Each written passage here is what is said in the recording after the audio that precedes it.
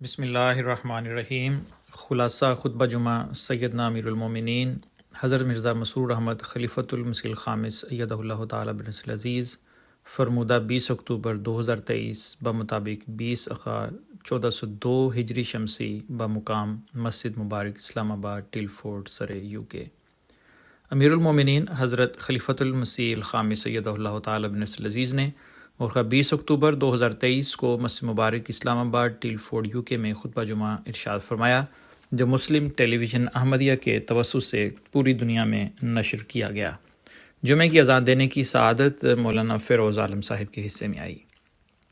تشہد تعوذ اور سورۃ الفاتحہ کی تلاوت کے بعد حضور انور ایدہ اللہ تعالیٰ بنصر العزیز نے فرمایا، آج بھی بدر کے فوری بعد ہونے والے بعض واقعات کا ذکر حضرت صلی اللہ علیہ وسلم کی سیرت کے حوالے سے کروں گا۔ تاریخ میں حضرت صلی اللہ علیہ وسلم کے داماد ابو العاص کے قبول اسلام کا واقعہ درج ہے کہ حضرت صلی اللہ علیہ وسلم نے جمادی الاولیٰ 6 ہجری میں زید بن حارثہ رضی اللہ عنہ کی کمان میں 70 صحابہ کے ساتھ ایک سریہ عیس مقام کی طرف روانہ فرمایا۔ رسول اللہ صلی اللہ علیہ وسلم کو یہ خبر ملی تھی کہ شام کی طرف سے قریش مکہ کا ایک قافلہ آ رہا ہے اور اس قافلے کے تجارتی سامان کا مقصد مسلمانوں پر حملہ اور جنگ کا تھا۔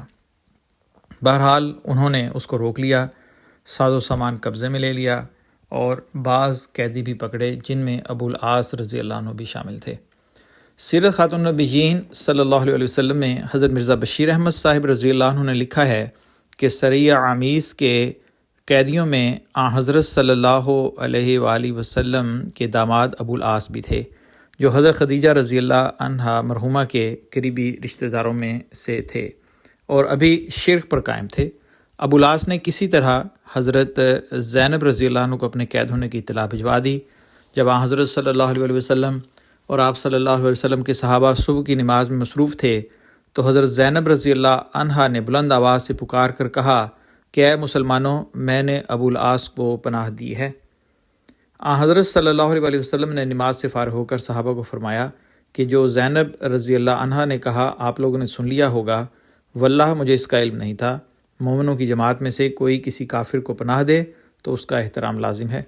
پھر آپ صلی اللہ علیہ وسلم نے زینب رضی اللہ عنہا کو فرمایا کہ جسے تم نے پناہ دی ہے اسے ہم بھی پناہ دیتے ہیں، اور ابو العاص کا مال اسے واپس لوٹا دیا، اور زینب رضی اللہ عنہا کو ابو العاص کی خاطر تواضع کرنے کا فرمایا اور اس سے خلوت میں ملنے سے منع فرمایا۔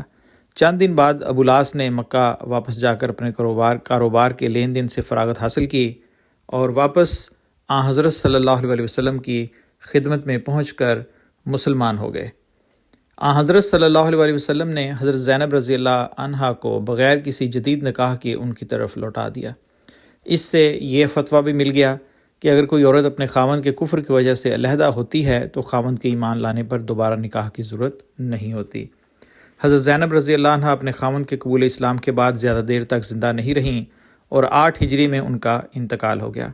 حضرت ام ایمن رضی اللہ عنہا، حضرت سودا رضی اللہ عنہا، حضرت ام سلمہ رضی اللہ عنہا اور حضرت ام عطیہ رضی اللہ عنہا نے حضرت صلی اللہ علیہ وآلہ وسلم کی ہدایات کے مطابق انہیں غسل دیا، جبکہ حضرت صلی اللہ علیہ وسلم نے نماز جنازہ پڑھائی اور خود قبر میں اتر کر انہیں سپرد خاک کیا۔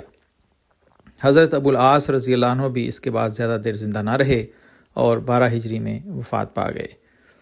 غزوہ سویق 2 ہجری ذوالحجہ میں ہوا، جس کا سبب یہ ہے کہ جب مشرکین شکست خوردہ غمناک مکے کی طرف واپس آئے تو ابو سفیان نے خود پر تیل لگانا حرام کر دیا اور نظر مانی کہ وہ غسل نہیں کرے گا یہاں تک کہ وہ رسول اللہ صلی اللہ علیہ وسلم اور آپ صلی اللہ علیہ وسلم کی صحابہ سے بدر کا انتقام لے لے۔ ایک روایت کے مطابق ابو سفیان 200 سواروں کے ساتھ، جبکہ دوسری روایت کے مطابق 40 سواروں کو لے کر اپنی قسم کو پورا کرنے کے لیے نکلا اور مدینہ کے قریب پہنچ کر امداد حاصل کرنے قبیلہ بنو نذیر کے حوی بن اخطب کے پاس گیا، جس نے انکار کر دیا۔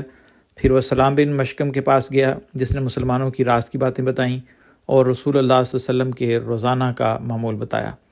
ابو سفیان نے قریش کے چند لوگوں کو مدینہ سے 3 میل کے فاصلے پر ایک نخلستان وادی عریض میں بھیجا، جہاں انہوں نے کھجوروں کے جھنڈ جلا دیے اور ایک مسلمان انصاری کو قتل کر دیا۔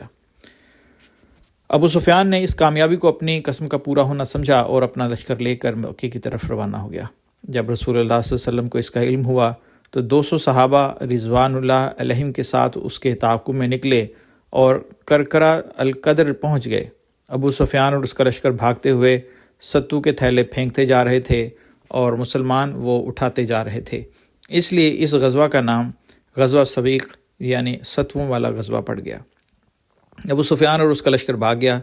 رسول اللہ صلی اللہ علیہ وسلم مدینے واپس آ گئے اور صحابہ رضوان اللہ علیہم کے پوچھنے پر فرمایا کہ یہ غزوہ ہی ہے۔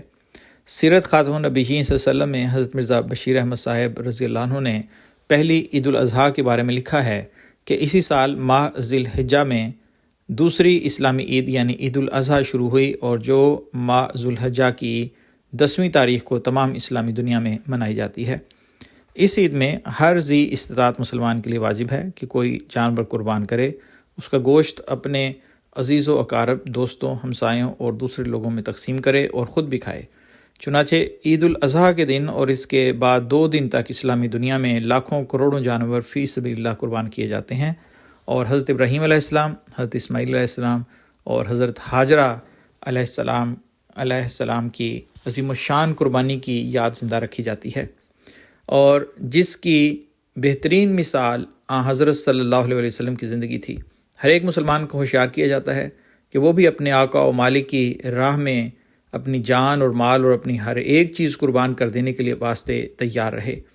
یہ عید بھی عید الفطر کی طرح ایک عظیم الشان اسلامی عبادت حج کی تکمیل پر منائی جاتی ہے۔ حضرت فاطمہ رضی اللہ عنہا کا نکاح بھی 2 ہجری میں ہوا۔